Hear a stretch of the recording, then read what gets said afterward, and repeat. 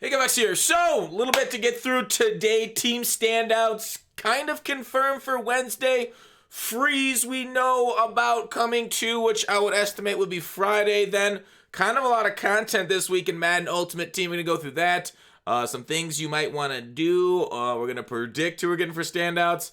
Freeze is a whole nother thing. I don't even know if I want to look forward to that right now in this video, but like we're maybe get ghosts of Madden Future, which kind of, and present and past, which kind of impacts this list a little bit for the standouts. But first, let's take a word from our sponsor before we get to all that.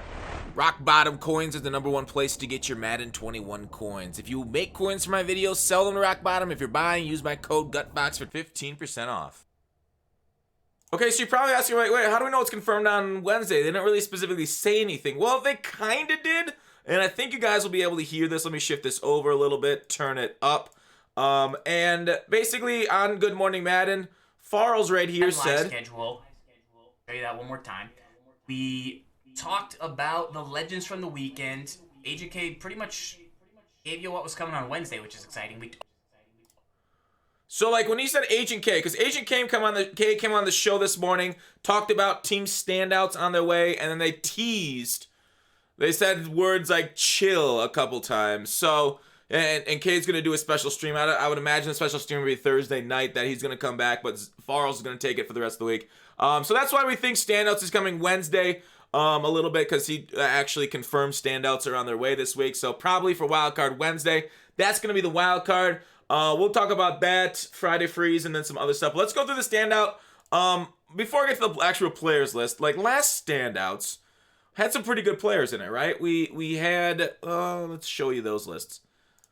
Like some absolutely top end of the meta, 89 overalls, right? Sneed, still one of the better corners in the game. DK Metcalf, I know he got upgraded since then with a +1, but he came out as one of the best cards. Like, these things aren't nothing. Allen came out and arguably the best quarterback too. So these cards, while some of them were like, like Mike Hilton, Steelers always get kind of cards in these things.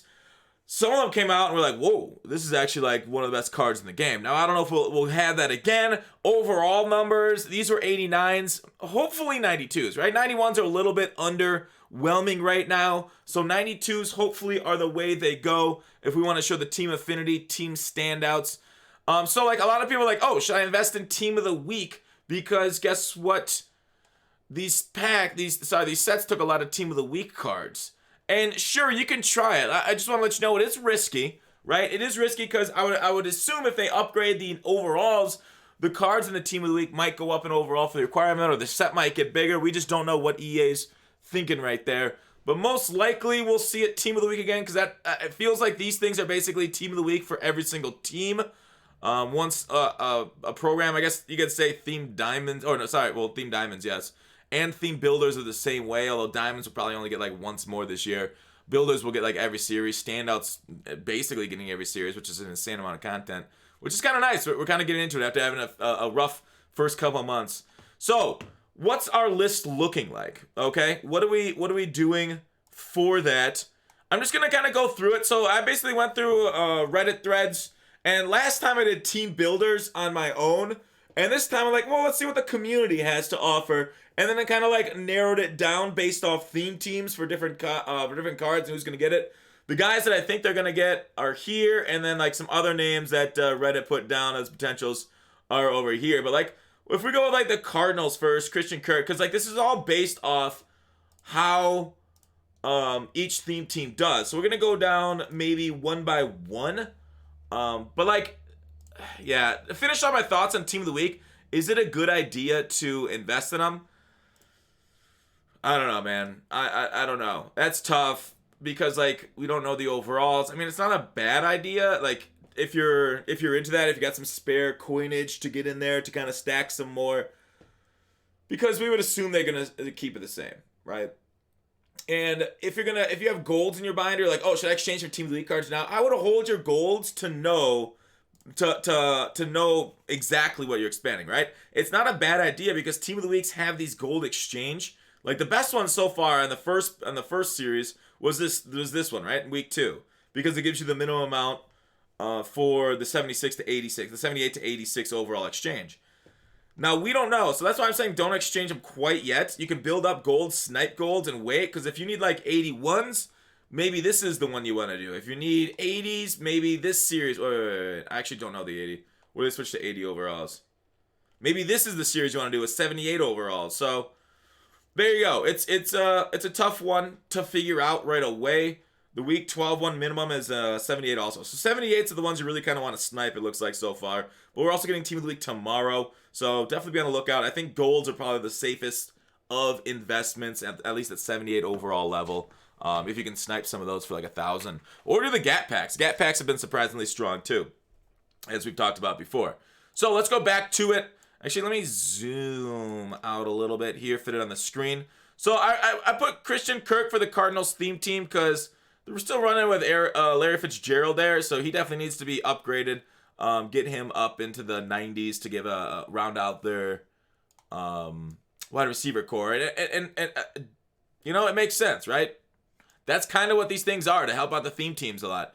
Jake Matthews, or these kind of like, it's a little bit of mix. Who's doing well and who needs to help on the theme team is kind of like the tiebreaker. Although EA doesn't always go based off, you know, best theme team for these things or best position on the theme team. So we are kind of shooting a little bit in the dark there. We don't really know the rhyme or reason for standouts as much as just like, you know, guys that are doing well. So these guys are doing well, but also need upgrades is kind of how I took it, which is maybe more of a team builder type of exercise than anything else, but c'est la vie. Falcons. Let's go through. Do I want to go through each? I guess I have time to go through. I don't like to make my videos too long.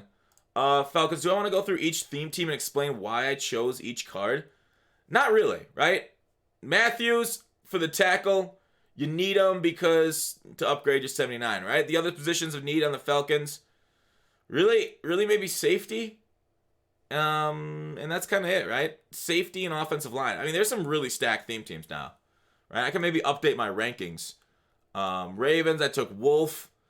Beasley on the Bills. Like, Ravens is one of the most stacked ones, right? He's not even at a position of need, and they don't really need any positions either, right? Just look at the Baltimore Ravens theme team. Whereas, like, there's some teams with tons of holes, right? We can't all be the Raiders and have, like, 6 cars drop every promo for us.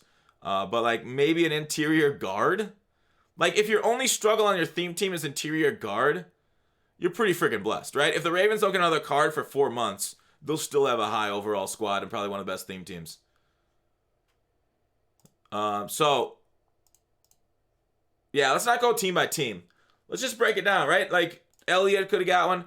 Like, DJ Moore is one of the best receivers in the league. He definitely needs an upgrade. Beasley or White. White would make more sense for the theme team. I guess they both actually make a lot of sense for the Bills. Eddie Jackson on the Bears. Lawson on Cincinnati. Like, these guys are playing better, but they're not really at positions of need, right? So, I'm like, oh, let's throw in their, edge guy, or like their pass rusher. Right? Lawson's got a lot of quarterback hits this year. I thought I saw like 22. So, not bad.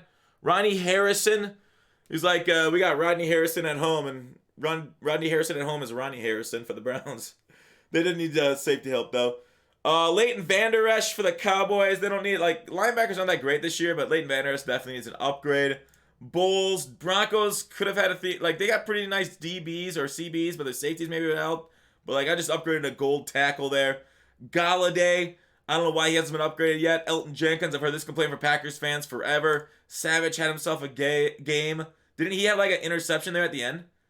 Houston Texans, Zach Cunningham, Blackman there at Colts. I think like the thing is, some of these things, right? You're looking at young guys, and like Blackman here, and which I can see one of these guys getting instead. Like Mo Ali Cox really hasn't been used much lately, but like, could get a ghost, right? And I think the Reddit thread even said, oh, maybe he gets a ghost. So you could argue, is there going to be any kickers in this thing? I don't know if Blankenship would be there, but if they do kicker, Blankenship maybe could get it, but otherwise, potentially. Otherwise, everywhere else. Like, you don't love having a running back. A couple teams here maybe get a running back because Barry Sanders on everybody's theme team, and I do not like that, right? I do not like cards that are on every single theme team. That it makes all the theme teams basically play the same then if like your key positions are all locked down with the same guys. Just annoying in my opinion. I know a lot of people disagree with me on that, but everybody's got their opinions and it's fine, man. You can think either way on that. But anyways, that's why I hesitate to like say, all right, your team's getting running back, because everybody's like, oh god, I got a running back. I don't want a running back for my theme team. And I feel the same way.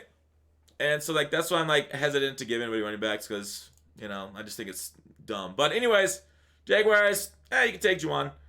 And, I mean, I feel the same. The thing about these, like, when I talk about offensive linemen in these promos, these are promos that are, like, great ones to give away offensive linemen, too. Right? Green Bay Packers fans would be happy to get Elton Jenkins because of how well he's played for them. But he's an offensive lineman. It's kind of crazy to be excited about an offensive lineman. But, like, these things are kind of, like, tailor-made for it. It's not like a Madden NFL 50 program where the 50 most impactful Madden players of all time, and then you put a lineman on it, you're like, that's dumb as shit. Right? These ones are perfectly constructed for that.